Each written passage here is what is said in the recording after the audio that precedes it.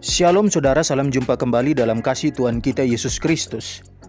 Seperti yang sudah saya katakan pada video sebelumnya, bahwa persembahan persepuluhan adalah topik yang seringkali menjadi perdebatan. Yang setuju bahwa persembahan persepuluhan masih berlaku akan memberi penekanan bahwa itu adalah perintah Allah. Sedangkan yang menolak persembahan persepuluhan masih berlaku, menjadikan gaya hidup dari oknum-oknum gembala atau pendeta yang jauh dari kata sederhana sebagai dasar penolakan mereka. Selain alasan ini, mereka yang menolak persembahan persepuluhan masih berlaku juga punya argumentasi teologis yang patut juga dipertimbangkan. Apa saja argumentasi dari yang menolak persembahan persepuluhan masih berlaku? Video kali ini akan membahasnya tuntas. Tonton sampai selesai agar saudara paham.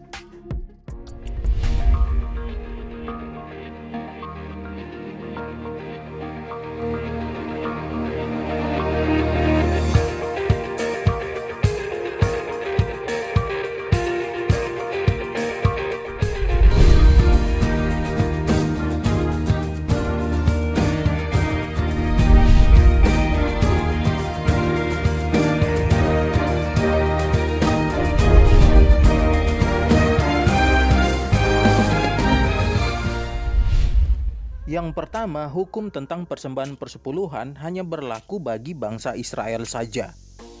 Persembahan persepuluhan bukan hanya berlaku bagi bangsa Israel saja, tapi juga hanya berlaku bagi petani dan peternak, penghasil makanan saja. Karena memang dengan jelas dinyatakan bahwa persembahan persepuluhan itu hanya berupa hasil pertanian dan peternakan. Sekarang perhatikan ayat berikut ini. Imamat pasal 27 ayat 30-32. Demikian juga segala persembahan persepuluhan dari tanah, baik dari hasil benih di tanah maupun dari buah pohon-pohonan adalah milik Tuhan. Itulah persembahan kudus bagi Tuhan. Tetapi jikalau seorang mau menebus juga sebagian dari persembahan persepuluhannya itu, maka ia harus menambah 1/5. Mengenai segala persembahan persepuluhan dari lembu sapi atau kambing domba, maka dari segala yang lewat dari bawah tongkat gembala waktu dihitung, setiap yang ke-10 harus menjadi persembahan kudus bagi Tuhan. Berdasarkan ayat tadi, kita bisa melihat bahwa yang dituntut persembahan persepuluhan itu adalah segala persembahan dari tanah, yakni hasil benih tanah dan buah dari pohon-pohonan, dan juga segala persembahan persepuluhan dari lembu sapi atau kambing domba. Jadi saudara, persepuluhan itu hanya diwajibkan bagi petani dengan hasil pertaniannya dan peternak dengan hasil peternakannya. Bagaimana dengan pekerjaan lainnya? Jelas bahwa hukum persepuluhan tidak berlaku bagi mereka. Ayat berikut menegaskan bahwa persembahan persepuluhan yang hanya berlaku bagi orang Israel terbatas untuk orang Israel saja dengan pekerjaan sebagai petani dan peternak penghasil makanan adalah perintah Tuhan sendiri. Imamat pasal 27 ayat 34. Itulah perintah-perintah yang diperintahkan Tuhan kepada Musa di Gunung Sinai untuk disampaikan kepada orang Israel. Kalau Tuhan yang memerintahkan agar persembahan persepuluhan itu hanya diwajibkan bagi petani dan peternak saja, lantas mengapa persembahan persepuluhan malah diberlakukan kepada orang dengan profesi lain juga? Ini jelas penyelewengan terhadap apa yang diperintahkan oleh Tuhan.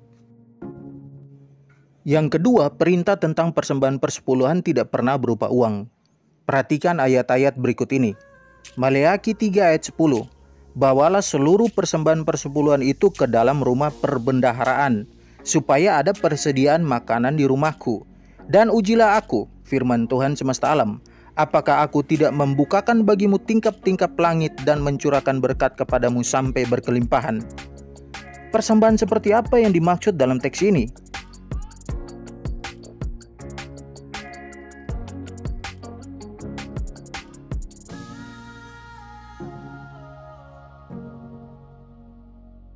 Maka jelas persembahan persepuluhan itu berupa hasil pertanian dan peternakan, penghasil makanan.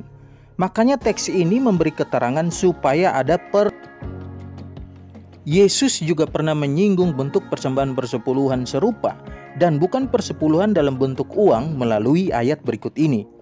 Matius 23 ayat 23.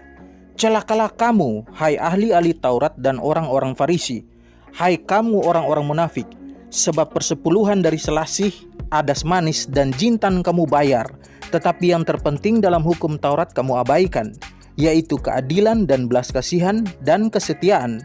Yang satu harus dilakukan dan yang lain jangan diabaikan.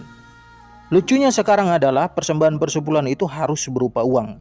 Padahal kalau mau konsisten mengklaim sebagai penerima persembahan persepuluhan, maka harusnya bersedia juga hanya menerima hasil pertanian dan peternakan saja. Yang ketiga, persembahan persepuluhan adalah hukum perjanjian lama. Kita tidak menemukan dalam perjanjian baru bahwa hukum perpuluhan ini tetap diajarkan oleh rasul-rasul, bahkan oleh Yesus sendiri. Justru dalam perjanjian baru kita diajarkan untuk memberi dengan sukarela dan bukan diwajibkan sekian persen. 2 Korintus 9 ayat 7. Hendaklah masing-masing memberikan menurut kerelaan hatinya. Jangan dengan sedih hati atau karena paksaan, sebab Allah mengasihi orang yang memberi dengan sukacita. Ayat ini sudah jelas bahwa konsep memberi yang direkomendasikan dalam perjanjian baru tidak lagi dipatok sekian persen, tetapi memberi menurut kerelaan hati. Para pendukung wajib persembahan persepuluhan akan menghindari teks ini atau memberi penafsiran yang berbeda bahwa kita harus memberi persepuluhan dengan kerelaan hati dan bukan paksaan. Pertanyaannya adalah, bagaimana bisa memberi dengan kerelaan hati dan tanpa paksaan jika sudah dipatok harus 10%?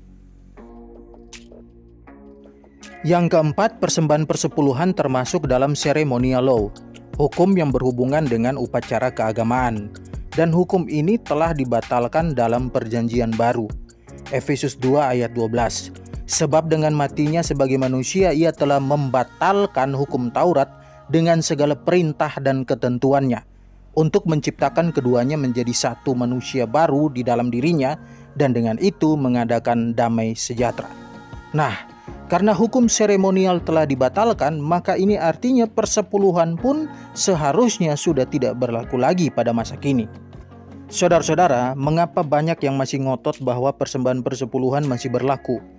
Karena secara hitungan matematis, persembahan persepuluhan adalah pos pemasukan yang besar bagi gereja. Apalagi jika aturannya persepuluhan itu hak gembala. Yang kelima, Maleakhi 3 ayat 10 mengatakan bahwa persembahan persepuluhan dibawa ke rumah perbendaharaan. Dan rumah ini tidak pernah merujuk pada gereja. Lagi pula persembahan ini digunakan untuk imam-imam dan orang-orang Lewi, dan bukan untuk pendeta atau gembala. Ingat saudara, masa imam itu sudah berakhir, dan sekarang yang menjadi imam besar agung kita adalah Yesus. Jika konsep imam dalam PL tidak berlaku lagi bagi orang Kristen, lantas mengapa persembahan persepuluhan yang memang ditujukan untuk kelangsungan hidup para imam dianggap masih berlaku? Jadi berdasarkan penjelasan ini, maka dapat disimpulkan bahwa persembahan persepuluhan sudah tidak berlaku lagi. Namun ini tidak berarti kita harus berhenti memberi bagi pekerjaan Tuhan, karena rasul-rasul pun mengajarkan untuk memberi bagi kelangsungan pekerjaan Tuhan. Kita memberi karena memang mengasihi Tuhan. Kita memberi dengan kerelaan hati dan bukan paksaan. Oleh sebab itu, siapapun yang mengajarkan wajib persepuluhan sesungguhnya sedang mengajarkan ajaran yang tidak bersumber dari Alkitab. Nah, saudara, kira-kira beginilah argumentasi dari mereka yang menolak persembahan persepuluhan masih berlaku. Supaya berimbang, maka dalam video selanjutnya saya akan membahas argumentasi dari mereka yang setuju bahwa memang persembahan persepuluhan masih berlaku.